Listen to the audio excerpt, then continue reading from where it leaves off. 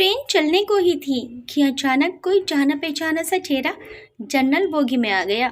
मैं अकेली सफ़र पर थी। सब अजनबी चेहरे थे। स्लीपर का टिकट नहीं मिला तो जनरल डिब्बे में ही बैठना पड़ा। मगर यहाँ ऐसे हालात में उस शख्स से मिलना ज़िंदगी के लिए एक संजीवनी के समान था। ज़िंदगी भी कमबख्त कभी कभी अजीब से मोड़ पर ले आती है। ऐसे हालातों से सामना करवा देती है जिसकी कल्पना तो क्या कभी ख्याल भी नहीं कर सकते। वो आया और मेरे पास ही खाली जगह पर बैठ गया। न मेरी तरफ देखा, न पहचानने की कोशिश की। कुछ इंच की दूरी बनाकर चुपचाप पास आकर बैठ गया। बाहर सावन की रिमझिम लगी थी, इस कारण वो कुछ भीग गया था।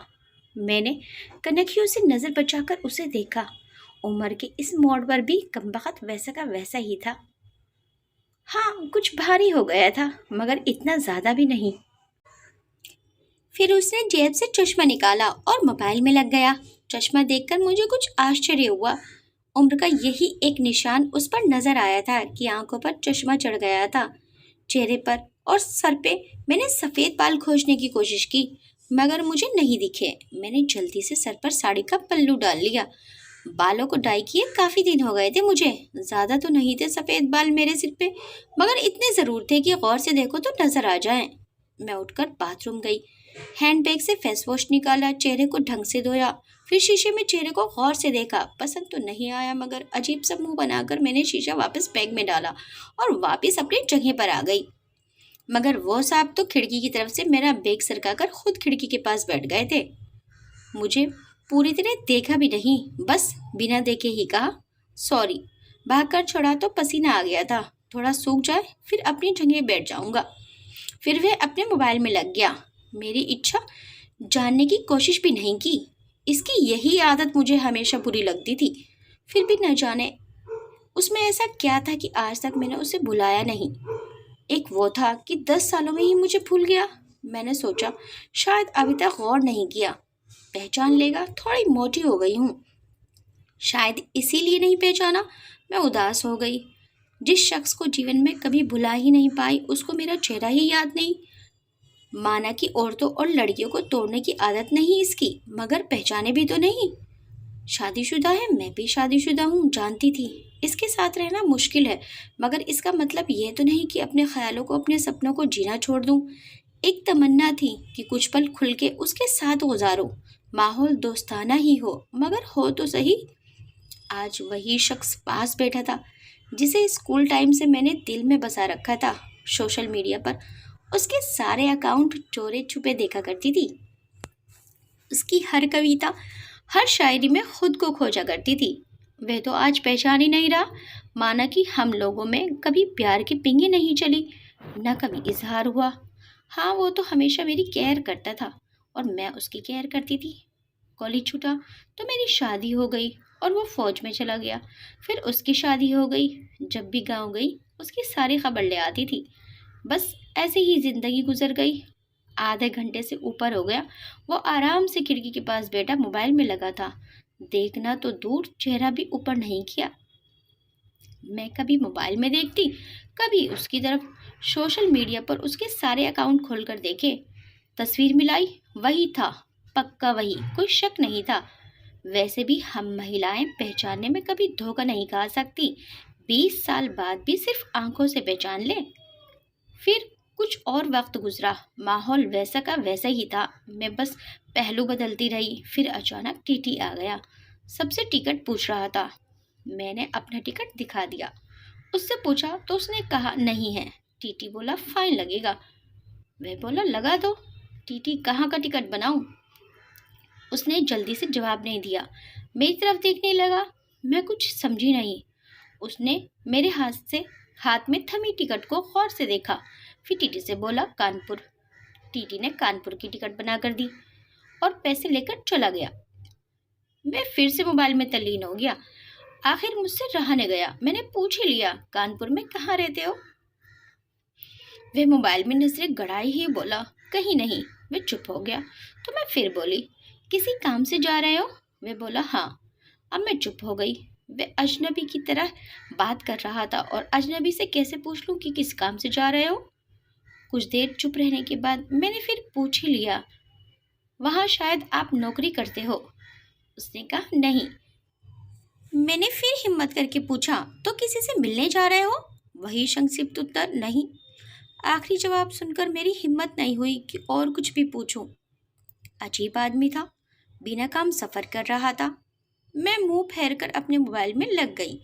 کچھ دیر بعد خود ہی بولا، یہ بھی پوچھ لو کہ کیوں جا رہا ہوں کانپور۔ میرے منہ سے جلدی سے نکلا، بتاؤ کیوں جا رہے ہو؟ پھر اپنے ہی اتاولے پن پر مجھے شرم سی آ گئی۔ اس نے تھوڑا سا مسکراتے ہوئے کہا، ایک پرانی دوست مل گئی جو آج اکیلے سفر پر جا رہی تھی۔ فوجی آدمی ہوں، سرکشا کرنا میرا کرتویہ ہے، اکیلے کیسے جانے دیتا، اس لیے اسے کانپور تک چھوڑنے جا رہا ہوں۔ اتنا سن کر میرا دل زور سے دھڑکا۔ نارمل نہیں رہ سکی میں، مگر من کے بھاووں کو دبانے کا اسفل پریتن کرتے ہوئے میں نے ہمت کر کے پھر سے پوچھا، کہاں ہے وہ دوست؟ کمبخت پھر مسکراتا ہوا بولا، یہیں میرے پاس بیٹھی ہے نا۔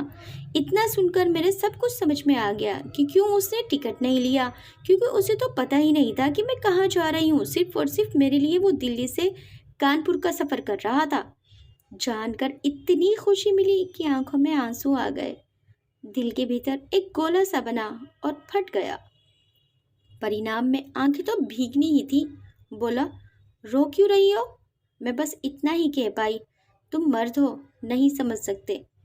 وہ بولا، کیونکہ تھوڑا بہت لکھ لیتا ہوں، اس لیے ایک کوی لیکھک بھی ہوں، سب سمجھ سکتا ہوں۔ میں نے خود کو سنبھالتے ہوئے کہا، شکریہ مجھے پہچاننے کے لیے اور میرے لیے اتنا ٹائم نکالنے کے لیے۔ وہ بولا، پلیٹ فارم پر اکیلی گھوم رہی تھی، کوئی ساتھ نہیں دکھا تو آنا پڑا۔ کل ہی رکشا بندھن تھا، اس لیے بہت بھیڑ ہے، تم کو یوں اکیلے سفر نہیں کرنا چاہیے۔ کیا کرتی، ان کو چھٹی نہیں مل رہی تھی اور بھائی یہاں دلی میں آ کر بس گئے۔ راکھی باندھنے تو آنا ہی تھا، میں نے مجبوری بتائی۔ ایسے بھائیوں کو راکھی باندھنے آئی ہو جن کو یہ بھی فکر نہیں کہ بہن اتنا لمبا سفر اکیلے کیسے کرے گی۔ بھائی، شادی کے بعد بھائی رہے ہی نہیں، بھابھیوں کے ہو گئے، ممی پاپا رہے نہیں، کہہ کر میں اداس ہو گئی۔ میں بولا، تو پتی کو تو سمجھنا چاہیے، ان کی بہت بیزی لائف ہے، میں زیادہ ڈسٹرب نہیں کرتی، اور آج کل اتنا خطرہ نہیں رہا، کر لیتی ہوں میں اکیلے سفر۔ تم اپنی سناؤ، کیسے ہو؟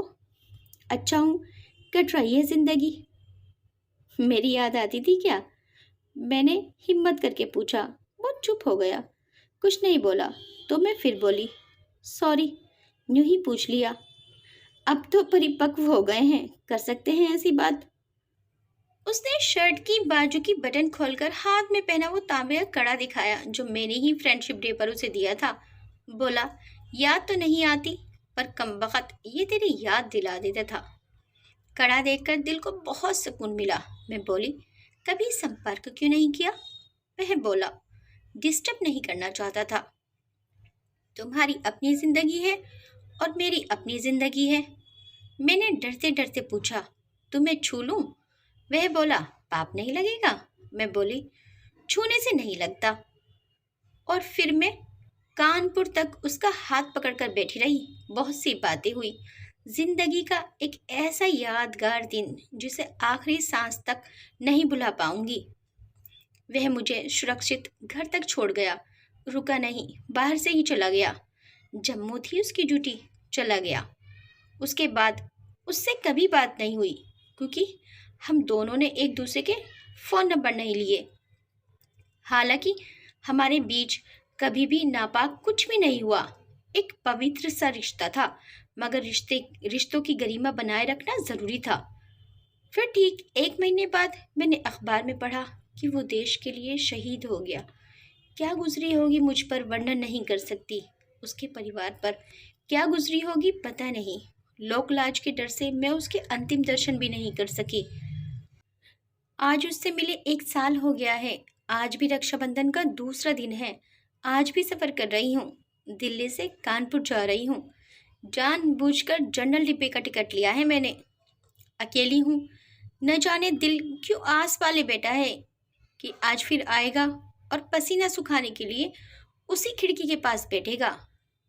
एक वो सफ़र था जिसमें कोई हमसफ़र था। एक सफ़र आज है जिसमें उसकी यादें हमसफ़र हैं। बाकी ज़िंदगी का सफ़र जारी है।